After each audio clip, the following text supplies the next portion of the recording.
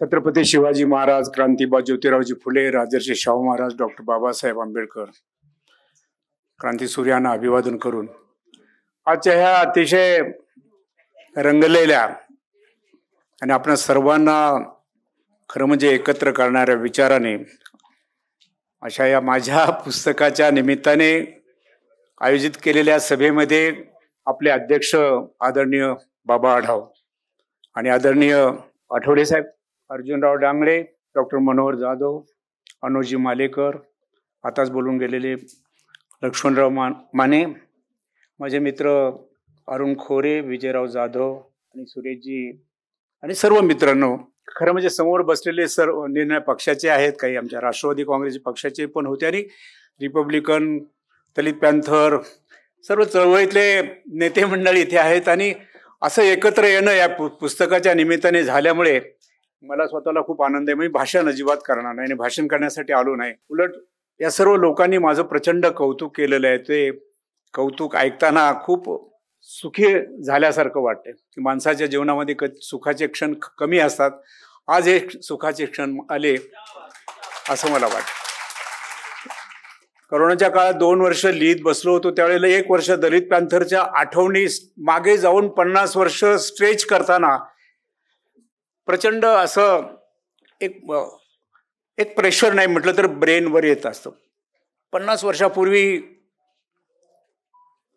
खेड तालुक्यामध्ये जमीन दलितांच्या एकेकाळी असलेल्या जमिनी त्या परत मिळाल्या पाहिजे त्यासाठी केलेली लढाई ती आठवताना खूप दमछाक व्हायची. खरं म्हणजे मी इथे आलो ते मला माफ करा की हे जे पुस्तक मी लिहिलंय त्या पुस्तकाचं कंटेंट या सर्व लोकांनी आपल्याला सांगितलं आणि तुम्ही नंतर वाचणारच आहात, परंतु हे पुस्तक मी आंबेडकरी चळवळीला क्रांतिकारण वळण देणारा माझा भाऊ नामदेव ढसाळ यांना अर्पण केलेलं आहे. हे सांगण्यासाठी आंबेडकरी चळवळीला क्रांतिकारक वळण देणारा नामदेव ढसाळ, आम्ही एकत्र काम केलं. आज या पुस्तकाच्या प्रकाशनाला खरं म्हणजे नामदेव पाहिजे होता, सारखं मनातून वाटत होतं. नामदेवच काय, अनेक आमचे मित्र होते, एक टीम म्हणून जबरदस्त खांद्याला खांदा लावून काम केलेले LD भोसले, अनिल कांबळे, रमेश कांबळे, मधुकर पानसरे, कुणाकोणाची नावं घेऊ, असे कितीतरी सहकारी होते, सदा भोसले. त्याच्या आठवणी या पुस्तकामध्ये आलेल्या आहेत, पण त्यांच्यावर व्यक्तिगत लिहिण्यासाठी हे पुस्तक नाही. काही लोक म्हणाले यांची नावं नाही, त्यांचे नाही. काही लोकांना इथे अजूनही वाटलं असेल की आमचे सत्कार झाले नाही किंवा आमची नावं नाही. कृपया हा कोणी कार्यकर्त्यांचा चरित्र ग्रंथ नाही, हा एक इतिहास तयार करण्याचा प्रयत्न, ज्याच्याबद्दल अनेक लोक बोलले. तर मी जास्त बोलणार नाही, एवढंच म्हणेल की आंबेडकरी चळवळ तिथं दररोज आपण विचार करतो, एकमेकाशी चर्चा करतो आणि ह्या चर्चा करत असताना दलित पॅन्थर हा याची चर्चा सातत्याने आपण करत असतो आणि त्या चर्चा ऐकता ऐकता आणि मी सांगता सांगता आमच्या प्रकाशकांनी सांगितलं त्याप्रमाणे मग असं वाटलं की नाही लिहिलं पाहिजे. आणि त्या कोरोनाच्या काळात 1 वर्षभर लिहिलं आणि त्याला आज ते मूर्त स्वरूपामध्ये निर्माण झाले एक पुस्तक आणि त्या पुस्तकाला आपणा सर्वांचे आशीर्वाद मिळाले. खरं लेखकाचा याच्यामध्ये काही स्वार्थ नसतो, खरं म्हणजे ती एक कृती असते, ही क्रिएटिव्ह, म्हणजे समाजाला काही आपण सांगण्याचा प्रयत्न जे आपल्या मनात असतं सारखं ते आपण बोलत असतो, परंतु विचार करत असतो ते लोकांना एकत्र येऊन त्यांना सांगितलं पाहिजे, हा प्रयत्न या ग्रंथातून केलेला आहे. मी पुढचा एक निर्धार आपल्यासाठी सांगणार आहे की मी बाबासाहेब आंबेडकरांच्या विचारांचा अभ्यास करण्याचा सातत्याने प्रयत्न करत असतो आणि मला माझ्या पुढे अनेक प्रश्न निर्माण झालेले असतात. त्यात सर्वात मोठा प्रश्न म्हणजे असा की ज्या डॉक्टर बाबासाहेब आंबेडकरांनी या देशाची संविधान निर्माण केलं, त्या संविधानातून हा देश उभा केला, एक राज्यसंस्था निर्माण केली, परंतु ज्या लोकशाहीचं स्वप्न बाबासाहेबांनी पाहिलं त्या लोकशाहीमध्ये, त्या राज्यसंस्थेमध्ये बाबासाहेबांचा अनुयायी असला पाहिजे हे प्रामाणिकपणे आपल्याला वाटतं आणि ते नाही, म्हणून याच्यासाठी आपण आगामी काळामध्ये विचार केला पाहिजे, एवढं मी आवाहन करणार आहे. आणि जाता सांगू इच्छितो की बाबासाहेब आंबेडकर हे केवळ भारतातलं किंवा दलितांचं, आपण नेहमी म्हणतो की केवळ अस्पृश्यांचं नेतृत्व, अजिबात नाही. बाबासाहेब आंबेडकर त्यांचे विचार हे विश्वव्यापक होते, कारण भगवान गौतम बुद्धाप्रमाणे बाबासाहेब आंबेडकर देखील प्रज्ञावंत होते. त्याच्यासाठी त्यांनी प्रचंड तपश्चर्या केली होती. पाश्चिमात्य विचारवंतांचा जेव्हा मी अभ्यास करतो तेव्हा माझ्या लक्षात येतं की हे सर्व बाबासाहेबांनी तर आपल्या विचारातून आम्हाला परत दिलेलं आहे. ते सॉक्रेटिस असेल, प्लॅटो असेल, अरिस्टॉटल असेल, किंवा नंतरच्या काळामध्ये मार्क्स असेल, हेगेल असेल, त्याच्यापूर्वी किंवा त्याच्यानंतर आता बर्ट्रंड रसेल असेल, हे जे जगाच्या पातळीवर निर्माण झालेल्या लोकशाही आणि त्यांना लोकशाहीला मिळालेले जे काही विचार मार्गदर्शन आहे त्याच्यापेक्षा त्या सर्वांची गोळाबेरीज करून स्वतःचं ज्ञान ज्याच्यामध्ये ओतलं ती संविधान बाबासाहेब आंबेडकरांनी केले.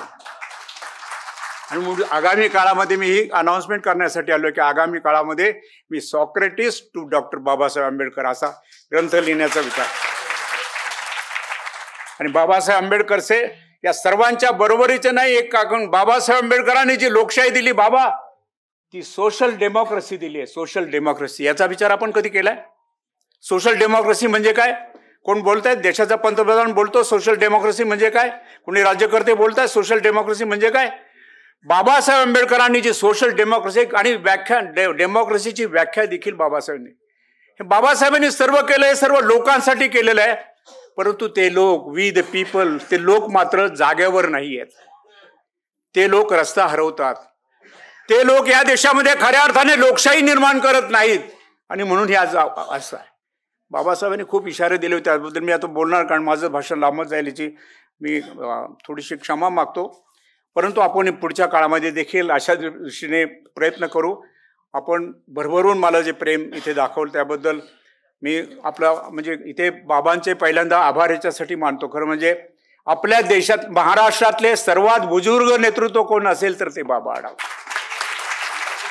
आज सकाळी 6 वाजता मला फोन आला नितीन पवारांचा आणि मी दचकलो, कारण म्हटलं बाबा आढावांना आपण निमंत्रित केलंय पण बाबांची तब्येत जरा खूप तोळामासा असते, तर आज कशी काय? पण नितीन म्हटले की घाबरू नका, तुमच्यासाठी गुड न्यूज. म्हणजे काय? तर बाबा आढावांना खरं म्हणजे त्यांच्यासाठी आज डॉक्टरची अपॉइंटमेंट घेतली होती आणि त्यांना काही तपासण्या करायच्या होत्या. त्यांची तब्येत खूप नाजूक आहे, परंतु देखील बाबांना मी आग्रहाचं निमंत्रण केल्यानंतर बाबांनी त्यांना सांगितलं की आजची माझी तपासणी उद्यावर किंवा सोमवारी करा, परंतु आज मी जयदेव गायकवाडच्या कार्यक्रमाला जाणार. बाबा तुमचे आभार आहेत. आणि मला नैतिकदृष्ट्या वाईट वाटतं की बाबांना 1-2 दिवस थांबावं लागेल, कारण ते आपल्याला हवे आहेत. बाबाच्या बद्दल खरं म्हणजे आजच्या महाराष्ट्रामधला सर्वात परिवर्तनवादी नेता जर कोण असेल, राजकारणाच्या बाहेर राहून परिवर्तन करणारा. राजकारणातले लोक परिवर्तनवादी आहेत, जे अगदी शरद पवार देखील परिवर्तनवादी आहे, पण कुठलेही सत्ता नसताना जो परिवर्तन घडवून आणतो ते बाबा आढाव. आणि माहितीसाठी सांगतो, माझ्या गावामध्ये नेमगाव म्हणून माझं गाव आहे, त्या गावामध्ये गेलो. मी विद्यार्थी म्हणून इथे अभ्यास करत असतो, ग्रॅज्युएट झालो, नोकरी लागलो आणि दलित पॅंथरची चळवळ पण करायला लागलो. पण एक दिवस गावी गेलो, गावच्या मित्रांनी सहज म्हटलं की चला आता आपण नदीवर जाऊ आंघोळीला. फार सुंदर नदी आमच्या भीमा कोरेगाव, तुम्हाला गावाचं देखील निमंत्रण देतो. तर आम्ही गेलो, तर जाता जाता सांगितलं की आता चला आपल्या पाणवठ्यावर जाऊ. तर आमचा तो मित्र म्हटलं की आता आपला पाणवठा आणि दुसरा पाणवठा, आपला पाणवठा एक झालाय. अरे म्हटलं एक झाला, पूर्वी आपला खालचा पाणवठा होता, तो गावकऱ्यांचा वरचा पाणवठा. तुम्हाला सांगतो, बाबा आढावांची चळवळ चालू होती, एक गाव एक पाणवठा. आमच्या गावच्या लोकांनी एक मीटिंग केली आणि तुम्ही वेगळा पाणवठा करू नका, आपण एक पाणवठा करू, अशा प्रकारचा निर्णय ह्या बाबांच्यामुळे झाला. अनेक शेकडो गावचे पाणवठे एक झाले. हे काय परिवर्तन साधन आहे, ते झालंय. आता खूप वेळ बोलण्याची हे नाही, पण त्या दृष्टीने आज बाबा आपल्याला एक अध्यक्ष म्हणून आले आणि त्यांनी आशीर्वाद दिले, याच्याबद्दल मी त्यांना धन्यवाद देतो. आठवले साहेब तर पॅन्थरच आहे, त्यांच्याबद्दल जेव्हा त्यांचं आलं पॅन्थरचं, अनेक लोकांना धक्का, अरे नामदार, म्हणजे त्यांना असं वाटलं की जणू काही आमचं आणि आठवल्यांचं पटत नाही की काय, अशा प्रकारे. अरे म्हटलं आठवल्यांचं जे बाकीचं काही असो, आज जयदेव गायकवाड जर काय असेल तो पॅन्थरमुळे आहे. आणि मला असं, मी परवा जेव्हा त्यांना निमंत्रण द्यायला गेलो तर त्यांना तोंडावर सांगितलं की आम्ही तुम्हाला पॅन्थर म्हणून ओळखतो आणि तुम्ही आज जरी केंद्रीय मंत्री असला तर ते पॅन्थरमुळे आहात, असं मी तुम्हाला सांगितलं. त्यांनी क्षणात माझं निमंत्रण स्वीकारलं. अशा प्रकारचं त्यांनी जे केलेलं काम हे निश्चितपणे ऐतिहासिक आहे, ते कोणी विसरता कामा नये. मी या ठिकाणी अनेक लोक जे बोलले ते सगळे पॅन्थर आहेत. अर्जुनराव डांगळे पॅन्थर आहेत, दिलीप जगताप पॅन्थर आहे, आमचे डॉक्टर मनोहर जाधव पॅन्थर आहेत, आमचे मित्र विजयराव जाधव, अरुण खोडे देखील पॅन्थर झालेले, आंबेडकरवादी आहेत. तर मित्रांनो, अधिक जास्त बोलता तुम्ही सर्वांनी जे इथे आलात आणि भरभरून प्रेम दिलं त्याबद्दल माझे आभार मानतो आणि 2 शब्द थांबतो.